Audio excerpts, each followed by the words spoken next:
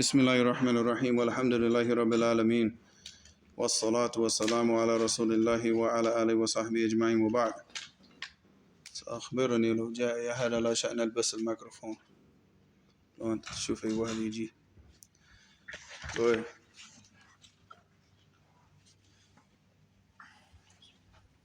عن عبد الله بن عمرو بن العاص رضي الله عنهما قال رسول الله صلى الله عليه وسلم: يا عبد الله لا تكن مثل فلان كان يقوم الليل فترك قيام الليل.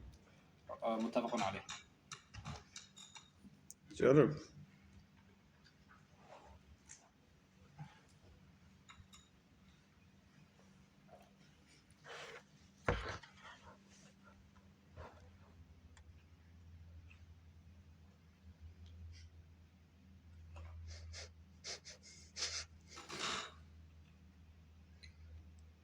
لك الكتاب عن عبد الله بن عمرو بن العاص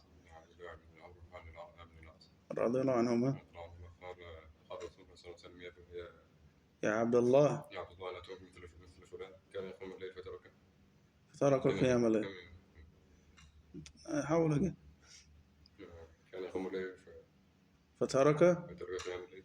ها متفق عليه. أساس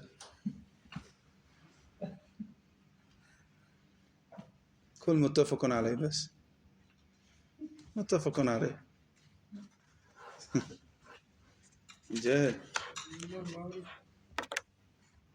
مجاهد على مشهور كل واحد في الكومنت سكشن يطلب فين مجاهد. أنت شفت هذا؟ نعم. الله المستعان. كنت ذاك اليوم فين مجاهد. All right, Bismillah ar-Rahman ar-Rahim. Parting advice from the Prophet sallallahu alaihi wasallam. All right, and Abi Najih al-Irbad ibn Sariya radiyallahu anhu قال: وعظنا رسول الله صلى الله عليه وسلم موعظة بليغة وجلت منها القلوب وذرفت منها العيون فكنا يا رسول الله كأنها موعظة مودع فأوصينا.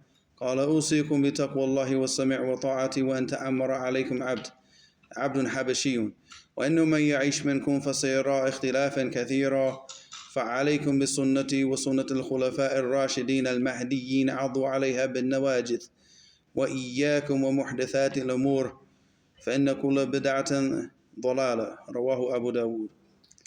So here this hadith is reported on the authority of Abi Najih al-Irbad ibn Sariya. This hadith is also in the Arba'in, but not with this narration, not with this wording. All right, the difference between this wording and the wording in Arba'in is obviously alaykum abd without the sifa habashi.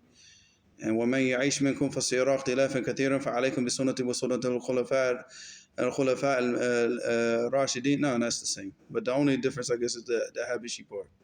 That's the difference between this narration and the narration in Arba'in. So he said, وَعَظَنَا رَسُولُ اللَّهِ صَلَّى اللَّهُ عَلَيْهِ وَسَلَّمَ مَوْعِظَةً بَلِيغَةً. So وَعَظَنَا, what does that mean? وَعَظَ. He gave us a reminder. Yeah, like preaching to them, reminding them. All right, موعظة بليغة. What does that mean? Like a very eloquent reminder. Yeah, like, because the word balagha, it means to what? To reach. Wasala, yeah. It means to reach its goal. That's why it's called Bulugh al-Maram. The book Bulugh al-Maram, because it's what? Reaches the goal. It reaches, the desired point of what's desired. Al-Maram, what's sought after. Yeah. All right. بليغة وجلت منها القلوب. Like an eloquent reminder that shook our hearts. Yeah, it like caused the hearts to full of fear. So it starts to shake up the hearts. وَذَرَفَتْ مِنْهَا الْعُيُونَ. And then it, so it shook up the people's hearts, shook their hearts, and caused their eyes to fill with tears. فَقُلْنَا يَا رَسُولُ اللَّهِ. So he said, "O Messenger of Allah, كَأَنَّهَا مَوْعِظَةٌ مُوَدِّعٌ."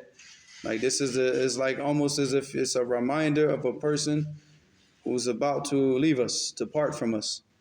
فَأَوْصِنَا. And we spoke about this before, about the wasiyah. And of course the wasiyah is what? Something that you write, something for a specific person before you pass away in the will. Yeah. All right. So you have like wassa, yuwassi, and awsa, yusi. All right. So, and it can also mean to give advice. And in this case, it gives give us like parting advice before you leave. قال أوصيكم بتقوى الله. So he said, first off, I advise you to have taqwa of Allah. What is taqwa? So وقاية from the punishment of Allah. فعل أوامر الله واجتناب النواهي. You finally got it right. Because every time I ask him, he always gives the same. I'm like, no. Not saying that your answer was wrong before, but you're not giving what I'm looking for. So yes, I had to set up a waqaya, like a protection between you and the punishment of Allah subhanahu wa ta'ala by carrying out the commands of Allah and staying away from His prohibitions. He said, بِتَقْوَى وَالسَّمْعِ وَطَاعَةِ, and to hear and obey. Let's hear and obey for who? For the Muslim rulers, yes. All right. So there's hear and obey for the Muslim rulers. Allah musta'an. Which is the opposite of what people nowadays do. Which hearing and obeying means what? Does that mean we go out to the street and protest every time that we feel like we feel injustice in the Muslim world, that we go out and protest? No, that's haram. With Becky and Susie and Fatima? Huh? No, that's khuruj. That's from the khuruj. Do we get on Twitter if we don't like what the crown prince is doing in Saudi Arabia? Do we get on Twitter like that munharif in Houston and sit there and say, all these bad things about the Wali al-Amr and say that, well, I'm giving them advice? No, that's khuruj. And these people, they say that there's no khuruj bil lisan. No, they say this. Okay, no, they say this. But what's the dalil?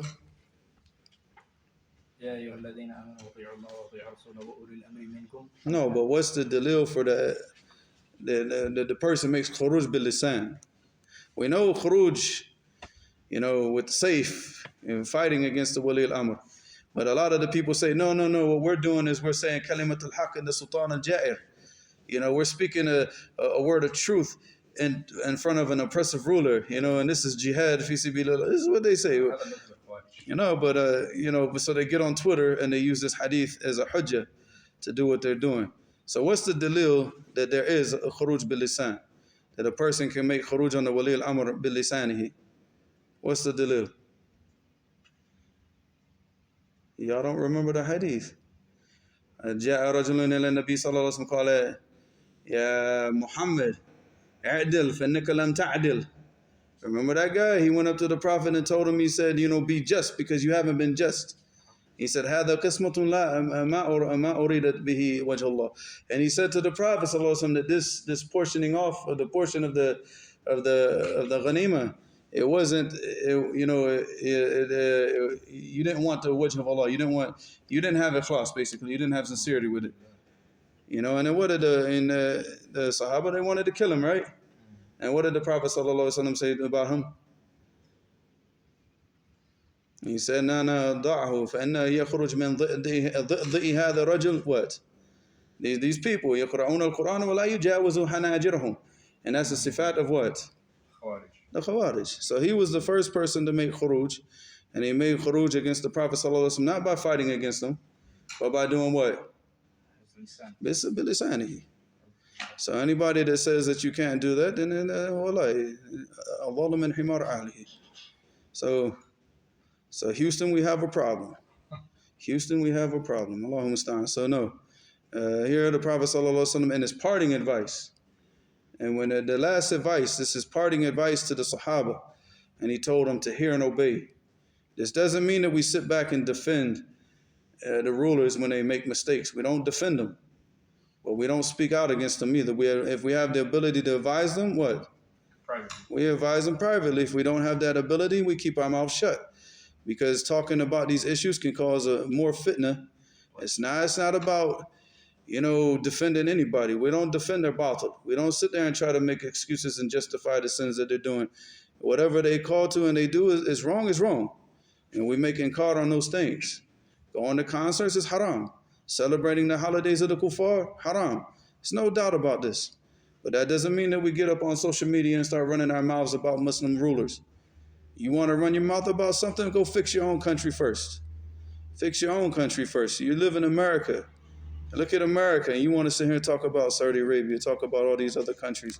Fix your own country first. Fix your own community first. This is a guy who, these guys that get up and run their mouths on the internet, they don't even pray in the masjids in their own communities. So it's like, what I'm saying? They're not even in the masjids in their own communities teaching, but yet he's concerned about what's going on in Saudi Arabia. I mean, for this, no, you keep your mouth shut. This is parting advice from the Prophet ﷺ. But again, also advice to the people that we don't defend them. We don't sit up and try to make an effort to defend what they're doing. We just stay quiet and we make dua for them. If you really, really want good for the country, you want good for the Muslim countries, what do? Make dua for the Wali al-Amr. Make dua that he has a bitanatu salihah, that he has a good counsel, righteous counsel around him. Who's that scholar from the Salaf who said like Fudayl ibn Iyad. Yeah. Fudayl ibn Iyad said, if I had one dua to be answered, I would make it for the ruler. Yeah. All right, so he said, all right, now back to this. وَسَمِعْ وَطَاعَتِي وَأَن تَأَمْرَ عَلَيْكُمْ عَبْدٌ حَبَشِي. So he said, I advise you to hear and obey. وَأَن تَأَمَّرَ عَلَيْكُمْ. When I تَأَمَّرَ عَلَيْكُمْ, it means here that the person he's going to take the hukum. He's going to take the ruling with a what? In an oppressive manner, that he's not the one deserving of the ruling. Because we understand that, number one, that the ruling in Islam is only for who? For who? Who's the only people that have the right to rule? No. Quraysh. Yes. هذا الأمر في القريش. And there's two different ahadith that came about that, where the Prophet ﷺ speaking says that ما زال هذا الأمر في القريش, type in the hadith. And Sheikh Mubil rahimahullah, he put it in his Sahih Musnad. So Quraysh is the only people that have the right to be the khilafah. Khilafah fi Quraysh. That's the other hadith. Al-khilafatu fi Quraysh. All right. So here, the fact that he is for one, he said Abdun Habashi. So number one, he's a slave. And number two, he's Habashi. He's not even from that region. Now, this is not, the Prophet ﷺ is not using this language to speak out against the Habashi people. Because obviously we know in Najashi, the Prophet ﷺ prayed Salat al-Ghaib, where he prayed the janazah on Najashi after he died. And an ayat from the Quran was sent down about Najashi. What's the ayah? For Najashi. What's the first word? The first I was talking about the Yahud and the Mushrikeen. The Ashad adawatan lilladhina amanu. Inna Nasara. Oh yeah, Inna Nasara. That ayah was sent down for Najashi. All right, so an ayah from the Quran was sent down for him. So this is not to speak bad about the people from Habasha. All right, but this was to what? To give an example of what? In that society where the Prophet ﷺ was at, and the Abdul Habashi was considered what? Lowest of low. The lowest of the low. So even if he were to topple the government and he were to take control, and he's a Muslim and he had, and khalas, sama' wa ta'a, that you hear and obey, that you stop, and because all right. So now look at the situation now in all the Muslim countries. It's not even to that extreme, But here he's giving you an example. Even if this were to happen, all right. So nobody should take this as it's like disrespect to the people of Habasha, but it's not. But it's just speaking about the situation that he lived in that time. Read the hadith. Is he talking about the whole issue about the khilafah?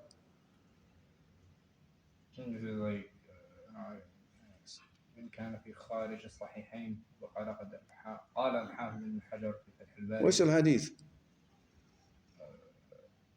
I think is this one.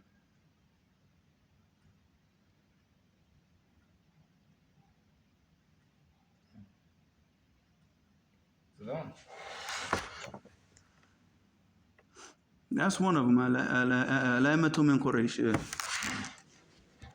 Yeah, Alamatu min Quraysh. Because you got three, like in Sunan Abi Dawood, I think, if I'm not mistaken. So, but the point is that that's what the condition of a Khalifa. He has to be from Quraysh. If he's not from Quraysh, then he's not, so.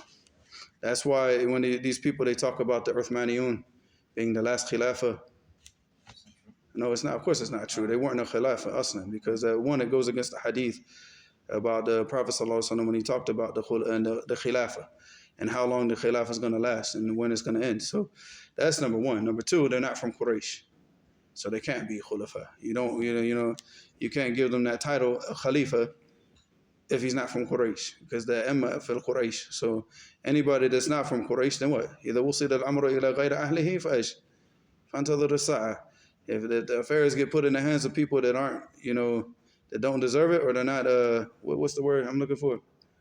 Not qualified. Huh? Yeah, then wait the hour. All right.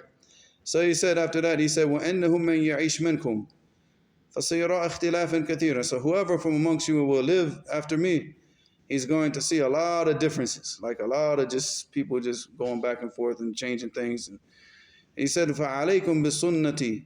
So it's upon you to follow the sunnah, my sunnah, and the sunnah of the Prophet Muhammad sallallahu alaihi wasallam, sunnah al-khulafa al-rashidin al-mahdiyyin, and the sunnah of the khulafa al-rashidin al-mahdiyyin, which are the four rightly guided khalifas, right? Who are they? Is that for everyone or just him? That's for him, because we've done this before. You want to help him? The four most famous Sahaba.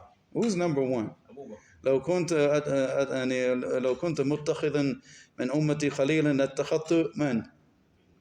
Abu Bakr Khalil. Okay. And who did the Prophet ﷺ say he would be, if there was going to be another prophet after him, it would be this person? Omar. All right. And who married two daughters of the Prophet ﷺ? Huh? Uthman radiallahu anhu. And who I ain't gonna say that. I was about to insult the Rafida now, but yeah, the Rafida. Who the Rafida think created the heavens and the earth? Oh, billah, to that extent. Ali radiallahu anhu. Allahu musta'an. I don't want to say that because, obviously that's just batil, but yeah, so you got those four. Does this mean that we follow their ijtihad if it goes against the other opinions of the Sahaba? Like, let's say, for example, that one of the Khulafa al-Rashidin, he ijtihad fil amr. But maybe he, it's his ijtihad, but then we find from other Sahaba that they didn't agree with him. So does that mean that we follow what he said?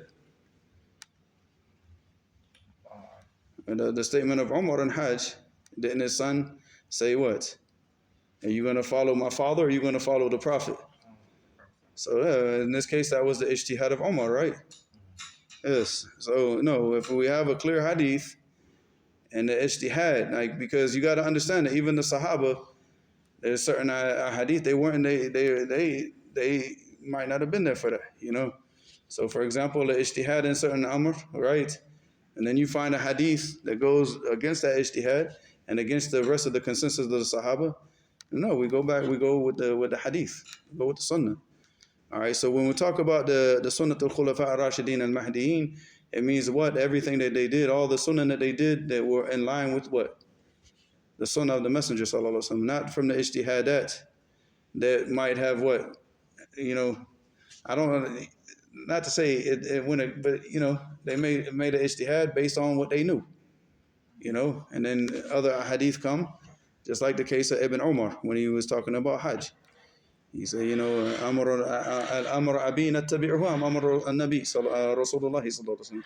And he asked the people, he said, the affairs of my father, are we going to follow or are we going to follow the Prophet? So in this case, we go back to the Prophet sallallahu alaihi wasallam. All right, and he said, "Addu alayha bin nawajid." He said, bite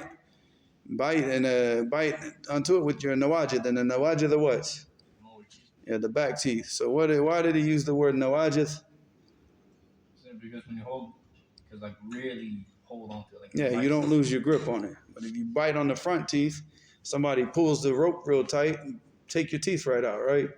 But if you hold on to the back teeth, they don't come out like that. So yeah. All right, which means I really, really, really do tamassuk bihi. Yeah. You having Yemen flashbacks or something? He hears those planes, boy. He starts looking. All right, he said, "A'udhu alayha bin nawajid wa iyyakum wa muhdathat al-umur." And and be wary of these newly invented matters in the religion. فَإِنَّ كُلَّ بِدْعَةٍ ضَلَالَةٍ. For every bid'ah, every innovation is misguidance. All right, beautiful hadith. You definitely gonna memorize that, right? I've been waiting for this one. Yeah. Houston, we got a problem. That's it. Give me my book, please. Yeah. واحد منهم. All right. سبحانك اللهم وبحمدك أشهد أن لا إله إلا أنت أستغفرك وأتوب إليك.